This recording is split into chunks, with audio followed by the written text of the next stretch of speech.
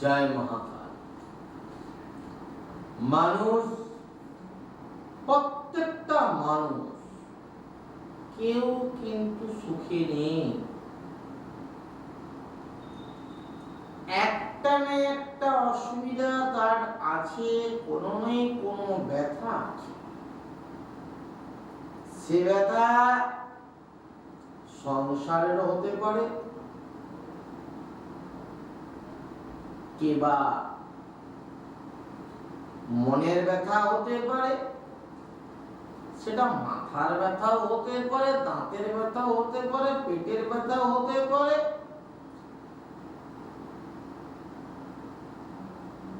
আর অন্তর্দ্বন্দ্ব হতে পারে, সেটা একটা বড় ব্যথা। তো কথাটা হচ্ছে যে এই সব নিয়ে সবকিছু মানিয়ে বেঁচে থাকতে হবে। এই বেঁচে থাকা সবচেয়ে একটা বড় ব্যাপার। রোগ জ্বালা শত্রু কাটিয়ে, দুঃখ কষ্ট থেকে সরিয়ে বাঁচতে গেলে সেই হচ্ছে লড়াই করে, রোগ জ্বালা থেকে যে লড়াই করে বাঁচবে, সেটা একটা সবচেয়ে বড় পাওনা, বড় পাপ।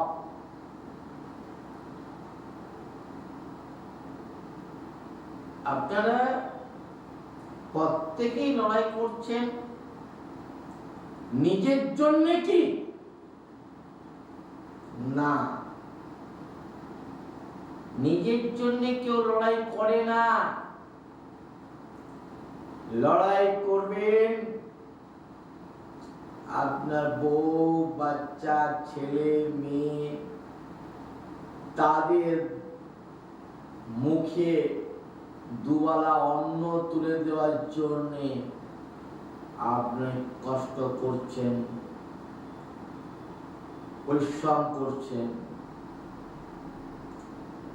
যতটা যা করার তাদেরকে সুখে রাখার জন্য, ভালো রাখার জন্য তাদেরকে আপনি আগলিয়ে রেখেছেন, যাতে তারা না কোনো বিপদে পড়ে। যদি কোনো বিপদে পড়ে সবচেয়ে বেশি আপনি কষ্ট পাবেন, তাই তো? কিন্তু দুঃখের বিষয় একটা কি জানে, যখন ছোট থাকে তখন আপনার কথা শুনবে, যখন বড় হয়ে যাবে তখন কিন্তু কোনো মতে সে আপনার কথাতে বাধ্য নয়, তার কথায় সে চলবে। আপনারা তো জানেন, মোমবাতি তো সবাই দেখেছেন, সবাই জানেন, মোমবাতি সে বড় হোক আর ছোট হোক, তার মধ্যিখানে একটা সুতো থাকে, সেই সুতোটাকে ঘিরে মোমটা থেকে আটকে রাখে, যাতে সুতোটা নষ্ট হয়ে যায়। কিন্তু একদিন ওই সুতোটা মোমটাকে পুড়ে ছাই করবে, জ্বলে দিবে। যখন সুতোটাকে কেউ আগুন লাগিয়ে দেয়, তখন আস্তে আস্তে পুরো মোমবাতিটা কাঁদতে কাঁদতে কাঁদতে কাঁদতে পুরো একবার নিস্তেজ হয়ে যায়, পুরো জ্বলে শেষ হয়ে যায়, তাই তো? মোমবাতিতে আগুন লাগালে মোমটা পুড়ে যায় না? তারা মোমটা কিন্তু এতদিন ঘিরে রেখেছিল সেই সুতোটাকে, আর সেই সুতোটা তার মৃত্যুর কারণ।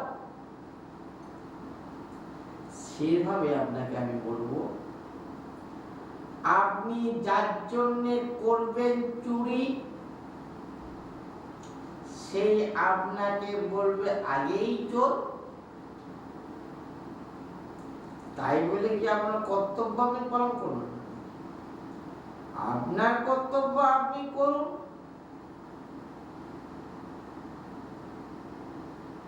আপনার কর্তব্য আপনি করুন।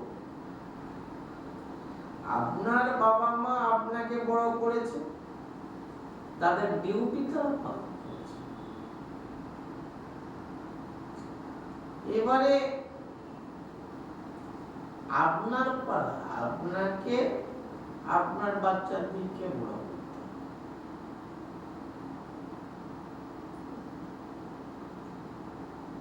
তাহলে আমি অ্যাকচুয়ালি ভূত প্রেতের স্পেশালিস্ট গুরুজি সীতারাম সেনাপতি নতুন করে বলার কিছু নেই, আমরা সবাই জানি। যারা টিভি দেখে পেপার দেখে তারা সবাই জানে গুরুজি সীতারাম সেনাপতি ভূত প্রেতেরই স্পেশালিস্ট।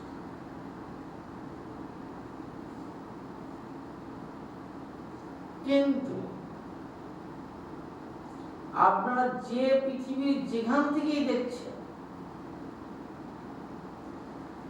আপনাদেরকে একটা কথা বলি, ভূত প্রেত যেই জাতেরই হোক না কেন,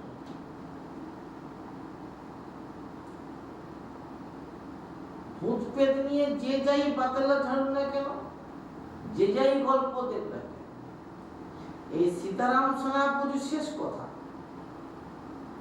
এর উপর আর কোনো কথা নেই।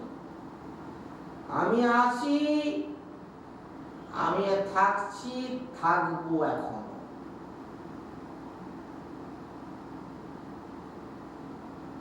ভূত পেতে জম সীতারাম সেনাপতি, আয়না দর্পণ, জল দর্পণ, আন্ধি দর্পণ, পাতা দর্পণ,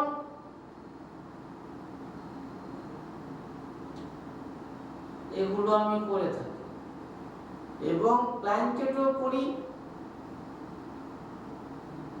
প্ল্যাঙ্কেটের পদ্ধতি অনেক রকম আছে, অনেক রকমই পদ্ধতিতে প্ল্যাঙ্কেট যে যেমন পারে করে। আমি ভূত প্রেতেরই স্পেশালিস্ট। বাস্তু ক্ষতি করে দিয়েছে তন্ত্রক্রিয়া করে, কোনো কিছু পুঁতে ফেলেছে, কোনো কিছু গেড়ে দিয়েছে, হতাশ হয়ে যাচ্ছে, পাচ্ছেন না, বিভিন্ন জায়গায় দৌড়াচ্ছে, পাচ্ছেন, হতাশ হচ্ছেন, কোথায় গেলে ঠিক হবে?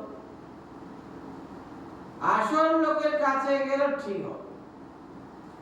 100 তান্ত্রিকের মধ্যে 90-95টা তান্ত্রিক চিটিংবাজ। তার মধ্যে কিছু 2-5টা যে ভালো, সে ভালোর কাছে যদি আপনি যান তবেই আপনি কাজ পাবেন, নাহলে কোনো মতে আপনি কাজ পাবেন না। কাজের জায়গা পুরো একবারে শেষ। আপনারা কেউ বলবে বিনা পয়সায় কাজ করে দেব, কেউ বলছে কাজ না হলে টাকা ফেরত। আর ঢপে পড়বেন না, ঢপে পড়বেন না। আপনাকে বলবে তো টাকা ফেরত, আপনাকে 10টা নিয়ম দিয়ে দিবে। আবার মাসকে আপনারা ডিম খাবেন না, আতুর বাড়ি যাবেন না, শ্রাদ্ধ বাড়ি যাবেন না, মাংস খাবেন না, যদিও কেউ পাশে বসে থাকে খায়, আপনি খাবেন না, সেটাও আপনার দোষ। আপনাকে এমন নিয়ম দিবে না, পারলে না খাইয়ে মেরে ফেলবে, যাতে আপনি কমপ্লেন না করতে পারেন যে কাজটা আমার হয়নি। আর যদি একবার বলে যে ডিম খেয়ে ফেলেছি, কিংবা ডিম দিয়ে দিয়েছিল পাতে ভুলে, আর ডিমটা খাইনি, ডিমটা তুলে দিয়েছি, এই তো আপনি ডিমটা ছুঁয়েছেন না, তা দোষটা আপনার, তান্ত্রিকের দোষ নয়।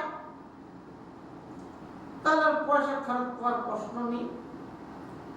এইসব ভুলভাল আপনারা বিপদে পড়বেন না, বিপদ থেকে আনবেন না। এই আদিবাসী তন্ত্র সাধক গুরুজি সীতারাম সেনাপতি কোনো নিয়ম নেই, যা খুশি খাবেন, যেখানে খুশি যাবেন।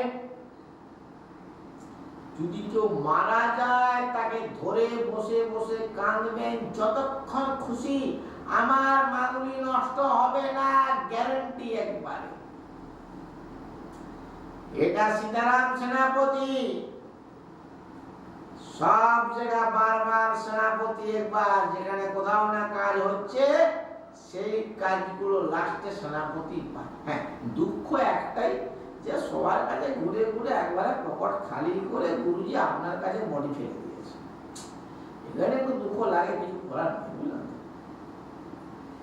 যে সব জায়গায় ঘুরে ঘুরে ঘুরে ঘুরে এসে আপনার প্রোগ্রামটা দেখলাম, ভালো লাগলো, কিন্তু আপনার কাছে বডি ফেলে দিয়েছি, আপনি দেখুন যদি পারেন ভাষা ব্যাস হয়ে গেল।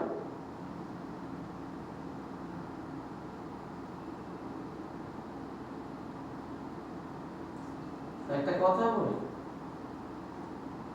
ভূত